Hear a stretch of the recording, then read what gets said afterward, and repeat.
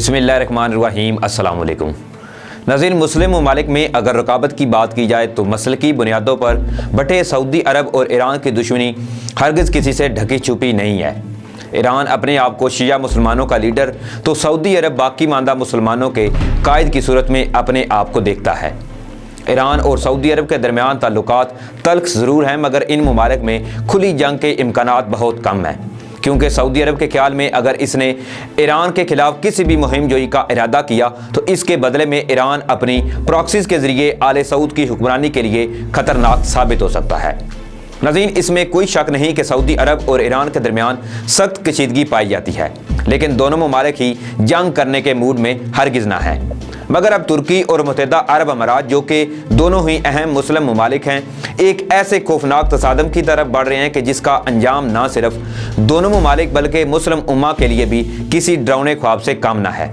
तुर्की और यूएई के दरमियान किस नोयत के इख्तलाफ हैं और दोनों ममालिक के दरमियान खुली जंग के इम्कानात किस हद तक हैं। यूएई तुर्की की सलामती के लिए खतरा है या फिर खिलाफत उस्मानिया की बहाली के ख्वाब देखने वाले तुर्क सदर तैयब उर्दगान अरब मुल्क यूएई पर नजरें जमाए बैठे हैं। मगर अब तुर्की और मुत्तहिदा अरब अमारात, जो कि दोनों ही अहम मुस्लिम ममालिक हैं,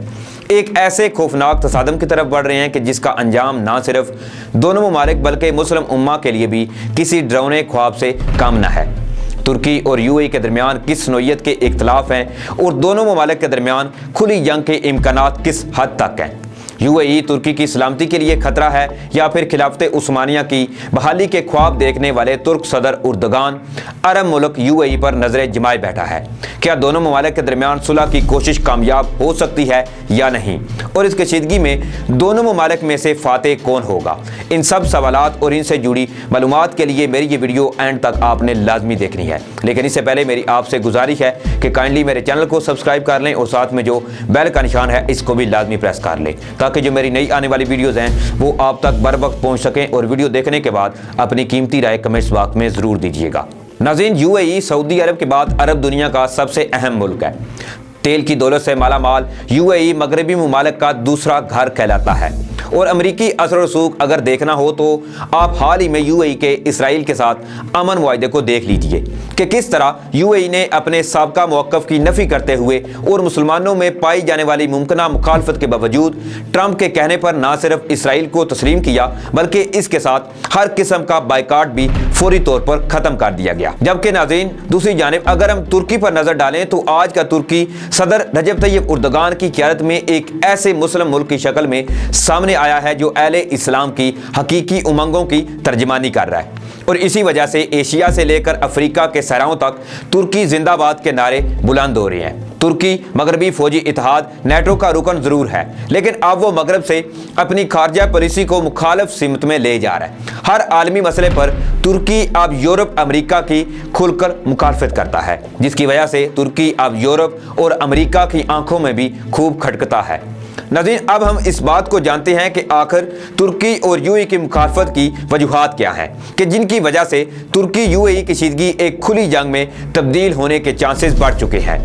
नाज़रीन, यूएई माजी में तुर्क खिलाफत उस्मानिया का हिस्सा रह चुका है और एक सोच ये भी है कि यूएई तुर्की के खतरनाक इरादे की वजह से तुर्की के साथ ताल्लुकात को कशीदगी की तरफ ले जा रहा है। मगर दोनों ममालिक के मबैन कशीदगी में इजाफा इस वक्त देखने में आया जब सऊदी अरब और यूएई ने कतर के साथ सफारती ताल्लुकात मनक़ता करके इनकी नाकाबंदी कर दी थी। इस मरहले पर तुर्की ने कतर की हर मुमकिन मदद की थी, और वो कतर जिसके बारे में सऊदी अरब और यूएई ये सोच बैठे थे कि वो चंद दिनों में इनके घुटनों में आ गिरेगा, लेकिन ऐसा कुछ भी नहीं हुआ और कतर ने मुखालिफ अरब ममालिक का डट कर मुकाबला किया।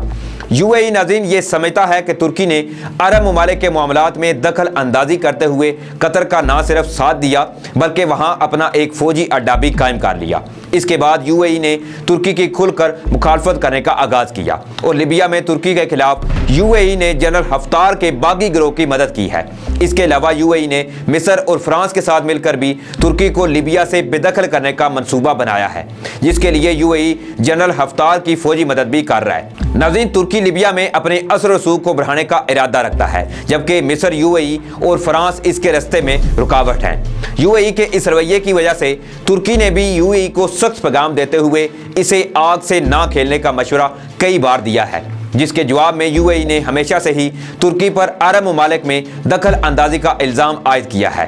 ناظرین، اس میں بھی کوئی شک نہیں کہ ترکی شام سے لے کر عراق اور لیبیا سوڈان میں اپنے اثر و رسوخ کو بڑھانے کی بھرپور کوشش میں ہے، مگر ترک صدر کئی بار اس بات کا برملا اظہار بھی کر چکے ہیں کہ ترکی کی نظر کسی کی ایک انچ زمین پر بھی نہیں ہے، بلکہ ترکی ہمیشہ مظلوم کا ساتھ دے گا۔ اسی حوالے سے ناظرین، اب تازہ ترین پیش رفت کے تحت یو اے ای کی طرف سے اسرائیل کے ساتھ امن معاہدے کے پیچھے ایران کا خوف ہرگز نہ ہے، بلکہ یو اے ای نے یہ اتحاد صرف اور صرف ترکی کے لیے قائم کیا ہے، کیونکہ اسرائیل کی خفیہ ایجنسی موساد کے سربراہ نے یو اے ای کے ساتھ معاہدے کے فوری بعد یہ بیان دیا ہے کہ اسرائیل کے لیے خطرہ ایران نہیں بلکہ ترکی ہے، اور ساتھ ہی یو اے ای کی طرف سے یہ بھی کہا گیا ہے کہ اسرائیل کے ساتھ معاہدہ ایران کے خلاف کسی اتحاد کے لیے ہرگز نہ ہے، بلکہ یو اے ای ایران کے خلاف کسی بھی اتحاد کا حصہ نہیں بنے گا۔ لہٰذا ناظرین، اس میں کوئی شک نہیں بچا کہ اسرائیل امریکہ اور یورپ ترکی کے خلاف کسی بڑے منصوبے کا ارادہ کر چکے ہیں، جس میں یو اے ای بھی مکمل طور پر شامل ہے۔ ترکی اور یونان کے درمیان بحیرہ روم میں تیل و گیس کی دریافت پر کشیدگی جنگ کی سطح تک آ پہنچی ہے۔ یونان کے 6 لڑاکا طیاروں کو ترک فضائیہ کی جانب سے مار بھگایا گیا ہے، جس کے بعد ترکی نے فرانس، یونان سمیت پورے یورپ کو یہ وارننگ بھی دے ڈالی ہے کہ اگر یونان نے 1 انچ بھی آگے آنے کی کوشش کی تو ترکی اس کو اپنے اوپر حملہ قرار دیتے ہوئے منہ توڑ جواب دے گا۔ یو اے ای نے پہلے لیبیا میں ترکی کے خلاف اتحاد میں شمولیت اختیار کی، تو وہیں اب یو اے ای نے اپنے F-16 طیارے یونان کے ساتھ فوجی مشقوں کے لیے بحیرہ روم میں بھیج دیے ہیں۔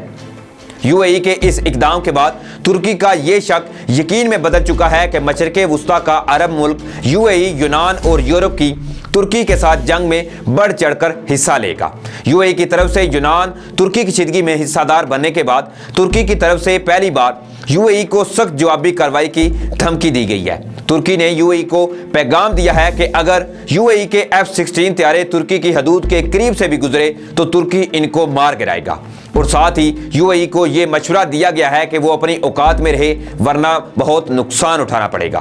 ترکی کی طرف سے سرکاری سطح پر یو اے ای کو اس طرح کا پیغام دینا اس حقیقت سے پردہ اٹھاتا ہے کہ ترکی اب یو اے ای کے ترک مخالف کسی بھی اقدام کا بھرپور جواب دے گا۔ ناظرین، یوں اگر یونان ترکی کی جنگ نہ بھی ہو تب بھی یو اے ای اور ترکی کے مابین کشیدگی کم ہونے کی بجائے مزید بڑھے گی، کیونکہ دونوں ممالک ہی ایک دوسرے کی سلامتی کے لیے خطرہ بن چکے ہیں۔ یو اے ای کا زیادہ انحصار اس بات پر ہے کہ وہ ترکی کو لیبیا یا بحیرہ روم میں یورپی اتحادیوں کے ساتھ مل کر سبق سکھائے، تو دوسری جانب ترکی کے لیے یہ بات لازم ہرگز نہیں کہ وہ یو اے ای کے خلاف کسی اور کا کاندھا استعمال کرے۔ ترکی مشرق وسطیٰ میں اپنے کردار کو یو اے ای اور سعودی عرب کی مخالفت میں آگے بڑھائے گا، اور پھر بات یمن تک بھی آ پہنچے گی۔ یمن میں اگر ترکی مداخلت کرتا ہے تو وہ یہاں سے سعودی عرب اور یو اے ای کے حکمرانوں کی بادشاہت کے خلاف عوامی مظاہروں کو بھی شروع کروا سکتا ہے۔ یوں ناظرین، ایک ایسا کھیل شروع ہو جائے گا جس کا زیادہ تر نقصان عرب حکمرانوں کو ہی اٹھانا پڑے گا، کیونکہ ترکی اگر ان ممالک میں عوامی طاقت کے ذریعے جمہوریت کو لانا چاہے تو دنیا کی کوئی طاقت بھی اسے نہیں روک سکتی۔ ترکی صرف اور صرف مشرق وسطیٰ میں موجودہ بادشاہت کے متبادل نظام آنے کی وجہ سے ہی اپنا اثر و رسوخ بڑھا سکتا ہے، اور یو اے ای کی حرکتوں نے اسے ایسا کرنے پر مجبور بھی کر دیا ہے۔ یوں ناظرین، سعودی عرب اور ایران کی دشمنی سے بڑھ کر اب ترکی اور یو اے ای تصادم کی راہ پر چل نکلے ہیں، اور یہ کشیدگی ایران سعودی عرب سے بھی زیادہ خوفناک ہو سکتی ہے۔ تو ناظرین، اس پر آپ کی کیا رائے؟ اپنی قیمتی رائے کمنٹس باکس میں ضرور دیجیے گا۔ اسی کے ساتھ مجھے اجازت دیں، اپنا خیال رکھیے گا، تب تک کے لیے اللہ حافظ۔